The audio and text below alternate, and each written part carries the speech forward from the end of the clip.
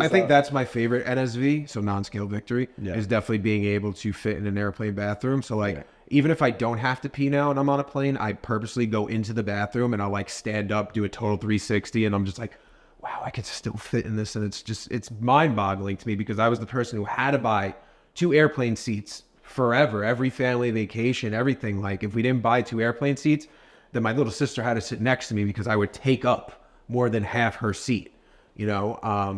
But another one for me was, did you ever notice that when you tie your shoes, you bend over to tie your shoes, you hold your breath?